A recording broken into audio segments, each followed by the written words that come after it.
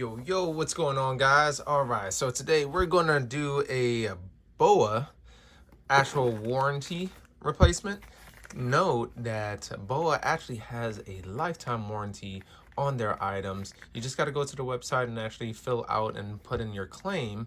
They're going to ask a few questions.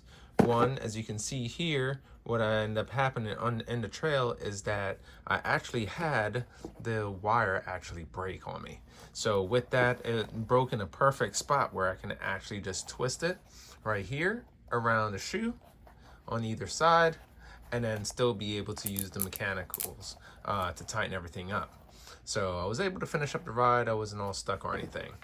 And then further inspection, what I ended up doing is actually checking out this other side. So this one actually had a fray in it, so I just didn't bother using these shoes anymore. So what I did, I just put in a claim. They actually sent me over for claim 1. They sent me a pack here, and then for claim 2, they sent me a pack here. So let's check everything out. So as we open it up, it's actually going to consist of a few bits and pieces here. Let's move the shoe out of the way. We'll get back to that guy. So we got one that's a purple. That turns one way. We got another one, which is red. That turns another way. Provided with laces for both. Instructions. And also a tool to get things going and also size things out. So it looks like I can actually use this as a cutter. So if you look at it, it actually looks like it has a little blade portion in there if I want to cut it. So we'll see if I have to get the cutters or if this is presumably a cutter. So these are your bits and pieces right there. That comes inside the warranty kit. So you'll be able to repair both shoes and then just go ahead and throw this inside your storage bin since they give it to you for free anyway. All right, let's go ahead and tackle this. All right, so now that you have everything open, and this is the manual opener. It's two-sided, but it actually explains a lot of things very full in detail. Tools that you are going to need are going to be the cutters. It actually has a built-in measuring tape right here for you in meters or centimeters. And then on the actual tool, because when you're sizing everything up, you're going to have to actually get it to 7 millimeters, and it's actually built into the tool. So that's where it's showing you once you pick everything through. So I'll walk you all through it. There we go. All right, so now that we got all our tools, we got our cutters, tools sitting out here, and then you also have your red and your purple as far as your tools. So as we get started, let's go ahead and you gotta pop this open loose, so that way it's fully loose. And then this guy is just really just a clip holding on the device in that housing. So you're just gonna use your essential pick or lever, pop that down, and just comes off.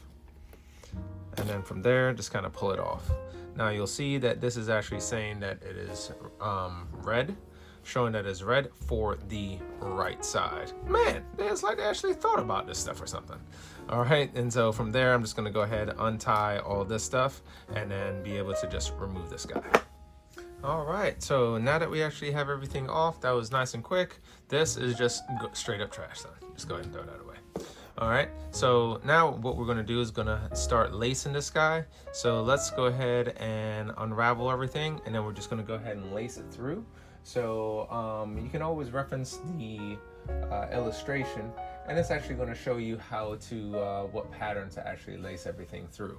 So one thing on these is to take note is that it actually just passes through these guys and then comes out on the other end and just hooks around. So just go ahead and follow your pattern through, and then we'll go from there. Just going to put a little bit easier way to do it. All right, so now that we're all the way through on these Pearl Izumis, it actually only does one loop, that's it. So you can see how much cord you actually have. So what I'm going to do is cross this over, pass this through on the last piece. All right, once you get that in, go through the top of the tongue. They're going to say to stretch this all out and then cut at 7, between 10 and 12 centimeters. But what I'm going to actually do is I'm going to actually pull this back, so that way I have extra material, because on the Pearl Izumis it actually doesn't use that much material, so I can always save this for later. Let's just split the difference and say 11. So where my unit is there, pull that back. There we go. So that's my length. And I'm just gonna pull this. It's not overly tight right now. It's still all loose. So then we're gonna combine it. And then this is my measurement. So look at all this. I have enough to actually make another lace if I wanted to. Get my trusty cutter.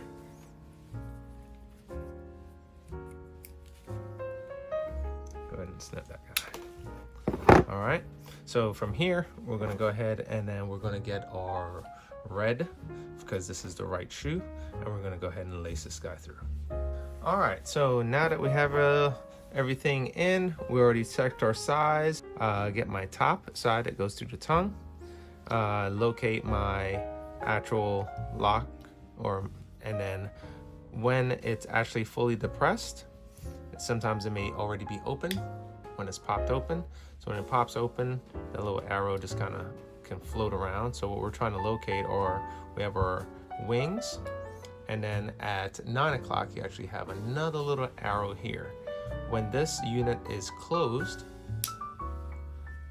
and you actually turn the dial, that arrow here on the middle face actually rotates. So what we're trying to do is align that with the arrow at 9 o'clock, and it actually allows a full tone to go through. So once we grab our wire, that is actually going through the tongue, so that's going straight. We have our wings, what I'm referring to as their wings. Now you want to actually turn this around to the orientation that you're going to use it. So top side up.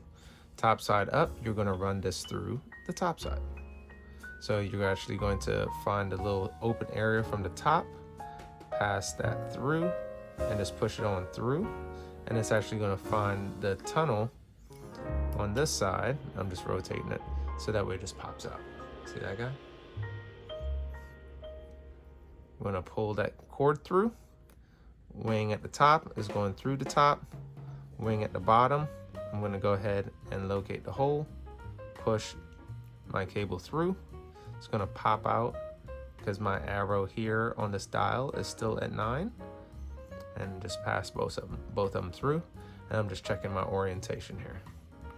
Okay, so from that, we're going to go ahead and make some knots, check the length of this, try to make it as small as possible. So here we go. So you can start with a big loop, just because it is a wire. So if you need some pliers, use some pliers if you need to, just because we're trying to get this as small as possible, but within that tolerance. So the tolerance is actually on here, where it's pointing out that it is trying to be between 4 and 7. So you can actually see that middle part there is 4, and then the bottom part is 7. And so the way that you're supposed to measure this is as we go through on this guy and make our knot, we're trying to make sure that this overlap is at 7, which, boom, we got it right there. So you can kind of see that right there is at the very last hash mark. So we're just gonna pull the cord from the shoe side in, so that we're trying to make this as tight as possible. And so we have 1 down, 1 to go. That guy, put in your trusty measuring, and just pull on the cord. Remember, it is a wire, so you don't have to be too fragile with it. And then again, measurement is pretty much spot on as far as at 7 millimeters. If it's a little bit smaller, it's fine, but they don't want to exceed 7. All right, so now that we have that, we're gonna go ahead and pull these guys in, and then it's just going to snap in and actually pull into the mechanism. So let's turn this one around so you can actually see it. So you can see the free cord right there, and then we're just going to pull that in to the mech, and now we're good to go. So then from there, I'm going to go ahead and place this in. So once we place this in, so that's where the top wing, bottom wing, what I'm referring to is the inlets. I just call them wings for easy reference. And then on the opposite side where that 3 o'clock or that 9 o'clock was, that's actually has a little lip right there, which is going to catch inside the outer bound. So I'm just going to kind of fit that in there, align that up with the string, and go ahead and push. And that's it. So let's go ahead and just do a test. Pull in our string, make sure everything's good, all the way tight. So I'm never going to wear them this tight, but you can see that everything's all good. Put them on your feet, double check, make sure that the tension and everything is all good. And of course, do another test. Pop, off, make sure that everything releases as normal. Okay, so while we're here, since this is a new cord, one of the places that this actually started fraying that I did not see was on these plastics. So the plastic is, so that way it's kind of like reinforced, right? So, but these can wear it down after a little while. So just because of the friction of pulling in and out. And then on my other shoe, which I'll show, on my other shoe, when you look at it, and I normally had this tightened up so I can just slip my foot in there real quick, I never noticed that that little edge, which was always tucked inside, was actually frayed the whole time. So because it was tucked in the whole time, it just got that little fray, and that's all you need. And so this is only about halfway on, so that's where this is going to get replaced. And then this being the left shoe, it's using the purple side. All right, both shoes are done. That was quick. Already did the check. Everything's good to go. Final check, always just make sure that you release, open it all up, make sure that you're all good. Being able to get your foot in, that is more than enough room. That's why I don't like having it so much space on there. Then go ahead and just tighten this guy up. In this case, a test off camera. I am never gonna wear it this tight. So you at least see how tight this thing can already get, just in case you think that you had too much material. All right, so good to go. Left, right, good as new. Shoes are dirty, just gotta wash these guys. It was fresh off of a ride. So, all right, thank you.